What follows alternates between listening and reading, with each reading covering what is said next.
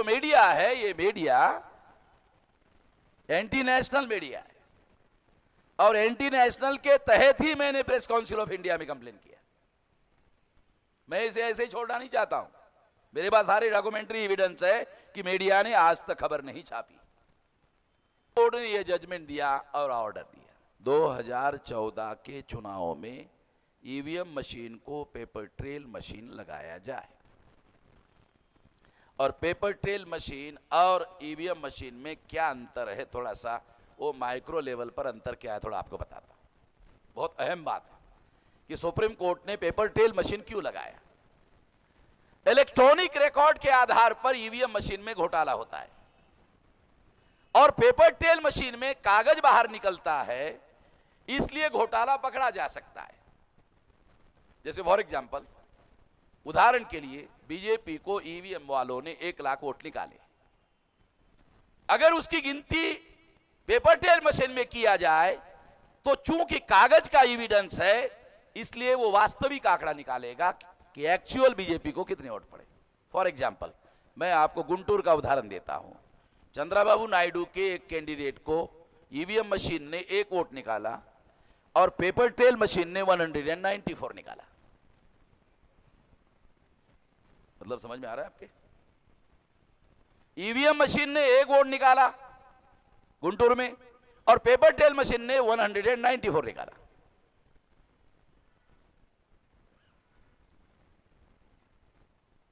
तो इस तरह से ऑर्डर दिया 2014 के चुनाव में।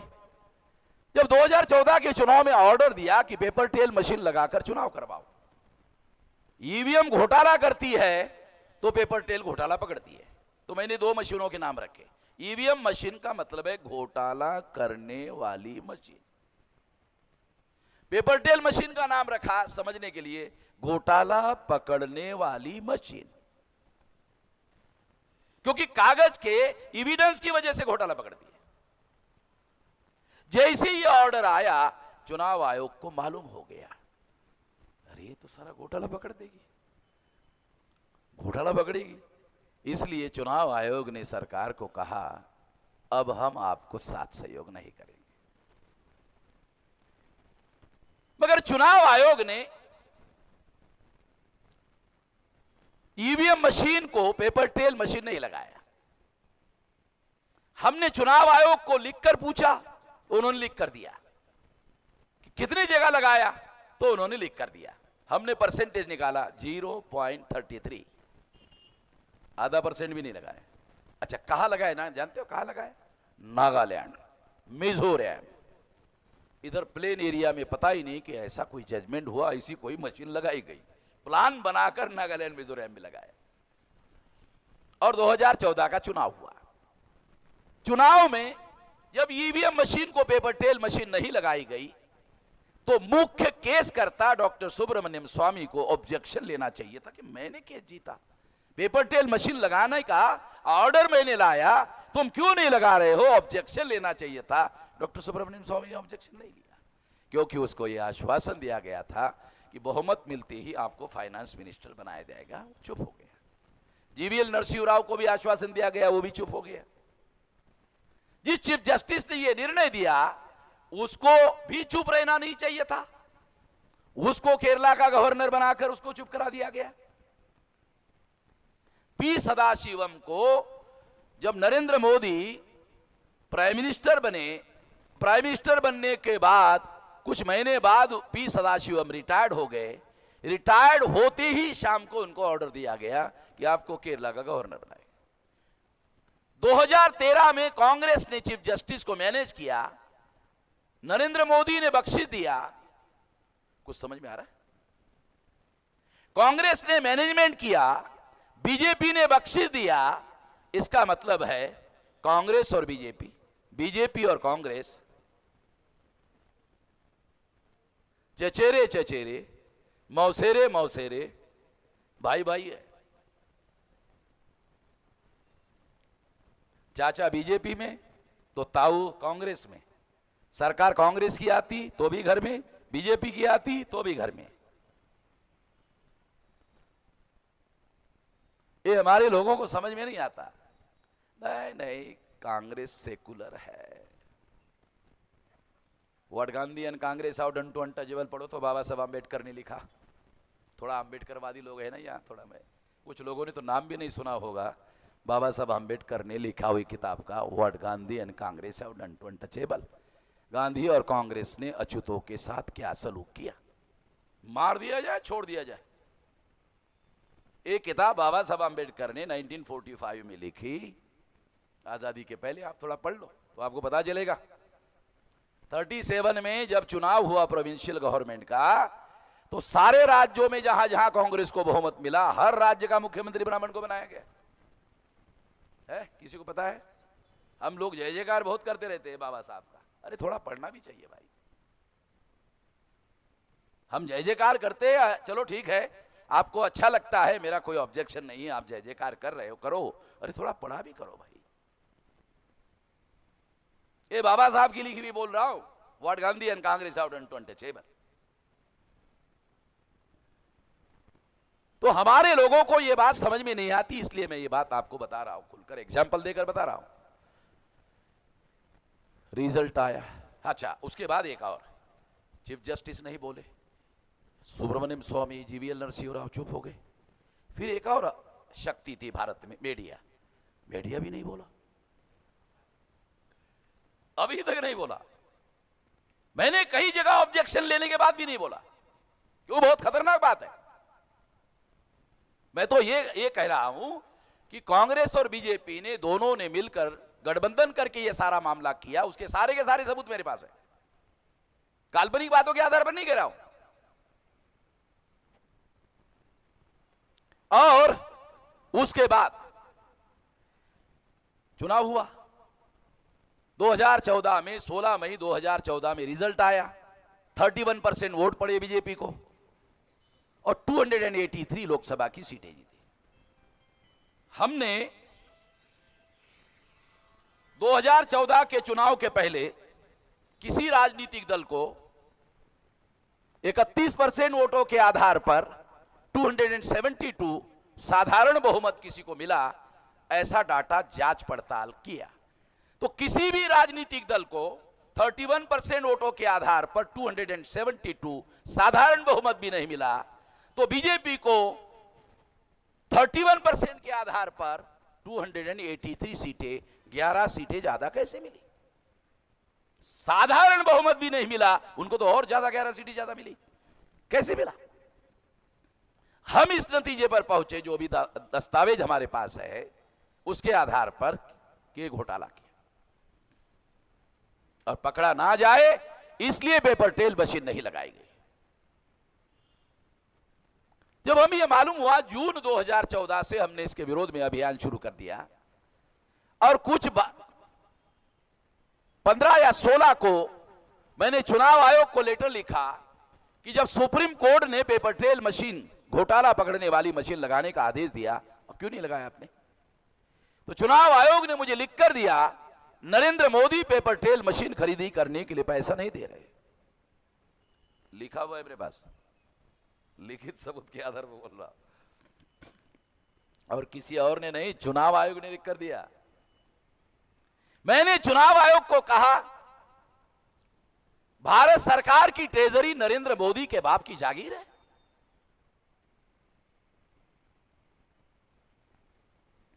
ये कोई टाटा बिरला अंबानी की तिजोरी है जिसका वो मालिक बनते हैं? टाटा बिरला अंबानी तो अपने पैसे का मालिक होता है, प्रधानमंत्री देश के ट्रेजरी का ट्रस्टी हो सकता है, मालिक नहीं हो सकता। संविधान में लिखा हुआ है, पार्लियामेंट में बजट पास करने के बाद ही पैसा खर्चा करने का प्रधानमंत्री के पास अधिकार होता है, अन्यथा एक नया पैसा पढ़ लो, बाबा साहब का संविधान पढ़ लो,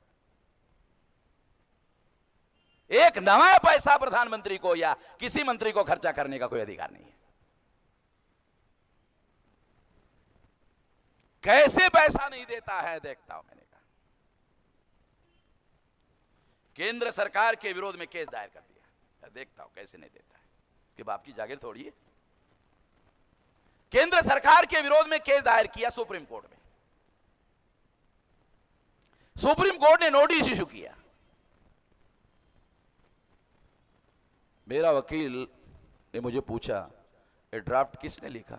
कहा हमने। कहा आप कितने पढ़े लिखे? कहा वकील नहीं हूं। कैसे लिख सकते हो?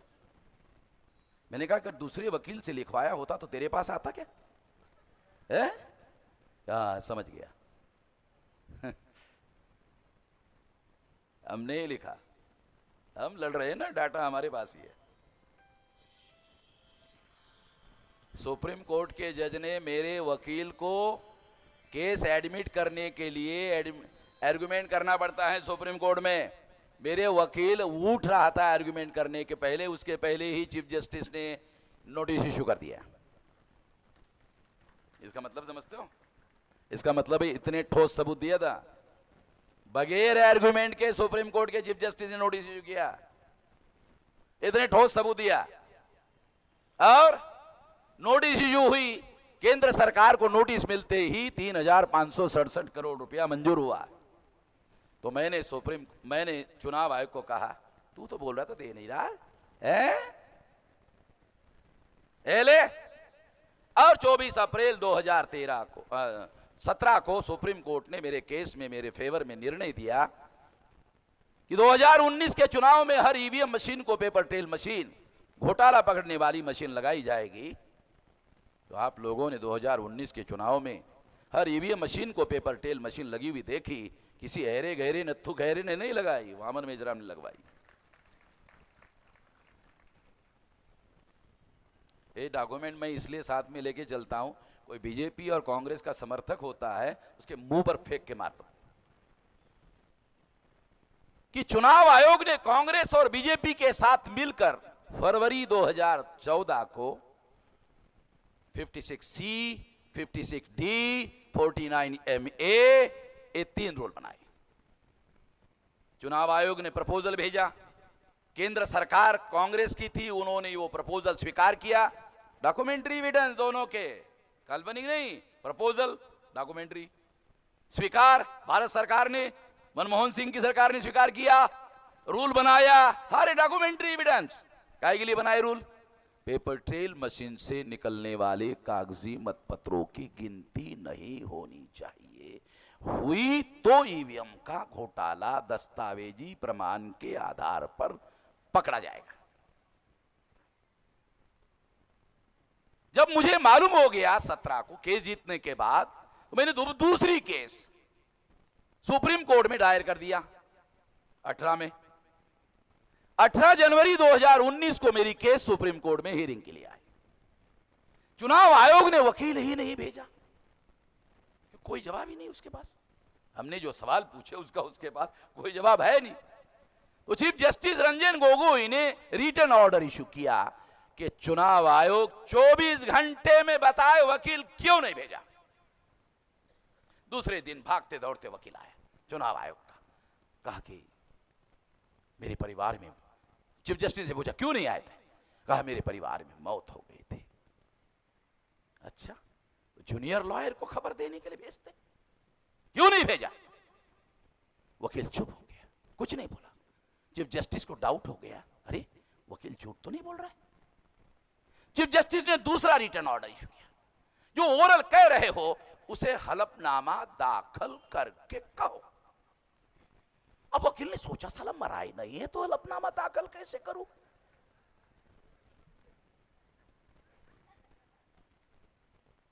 चुनाव आयोग का वकील सुप्रीम कोर्ट में झूठ बोल रहा है,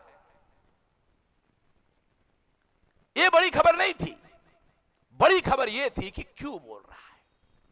इसलिए क्यों बोल रहा है तो उसकी वजह थी, चुनाव आयोग के पास हमने जो सवाल उठाए उसका कोई जवाब नहीं था, इस वजह से झूठ बोला। उसने हलफनामा दाखिल किया और कहा नहीं मरा नहीं है, बीमार था। रिटर्न है सारे डॉक्यूमेंट, ओरल नहीं बोल रहा हूं। ये ऑर्डर भी सुप्रीम कोर्ट के चीफ जस्टिस के रिटर्न है एविडेंस के पास, क्योंकि साधारण मामले नहीं थे। जो केस मैंने सुप्रीम कोर्ट में दायर किया, और मेरे केस में इतने ठोस सबूत है कि कोई भी जज मेरी केस को डिनाई नहीं कर सकता। मैं तो एक तो कोर्टों के झंझट में नहीं पड़ता हूं, जाता हूं तो इतने ठोस सबूत होते हैं कि वो डिनाई नहीं कर सकता।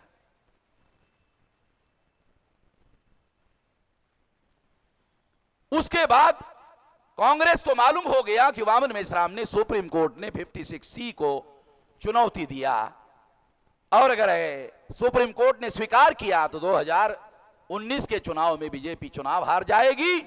अगर बीजेपी चुनाव हार जाएगी तो ब्लेम कांग्रेस पर आ जाएगा कि कांग्रेस ने बीजेपी के साथ, आरएसएस के साथ जो समझौता किया, 2 बार तुम घोटाला करो, 2 बार हम घोटाला करते, तो हमारी मदद नहीं की, ऐसा आरोप कांग्रेस पर आ जाएगा। इसलिए कांग्रेस ने मेरी केस को सैबोटेज करने के लिए फरवरी 2019 में सुप्रीम कोर्ट में केस दायर कर दिया। कोई वजह नहीं थी, क्योंकि रूल उन्होंने बनाए थे। सुप्रीम कोर्ट में कांग्रेस के वकील ने बहस में कहा, ईवीएम में हमारा ऑब्जेक्शन नहीं है, हमारा केवल इतना कहना है पेपर ट्रेल मशीन से निकलने वाले कागजी मतपत्रों का 50% ईवीएम के साथ मिलान किया जाए। आप लोगों ने खबरों में पढ़ा होगा मिलान वाला मामला, ज्यादा जानकारी नहीं है आप लोगों को, मैं जानता हूं। मिलान किया जाए 50%। मेरे वकील ने सुप्रीम कोर्ट में कहा, पैरा नंबर 28 में सुप्रीम कोर्ट ने 100% रिकाउंटिंग का ऑर्डर दिया, मैन्युअल काउंटिंग का ऑर्डर दिया, आप 50% की बात क्यों कर रहे हो? अरे 100% का ऑर्डर 8 अक्टूबर 2013 को मैन्युअल काउंटिंग का दिया है, आप 50% की बात क्यों कर रहे हो? कांग्रेस को तो बीजेपी को मदद करने के लिए करना था। इतने में जब तीसरी बार बहस हुई कोर्ट में, मेरे वकील ने मेरे केस के ऊपर 1.5 घंटा बहस करने के बाद चीफ जस्टिस रंजन गोगोई ने चुनाव आयोग के वकील तिवारी को कहा, जवाब दो। तिवारी ने कहा, मैं तो होमवर्क करके ही नहीं आया हूं, 8 महीने से मेरी फाइल उसके पास थी,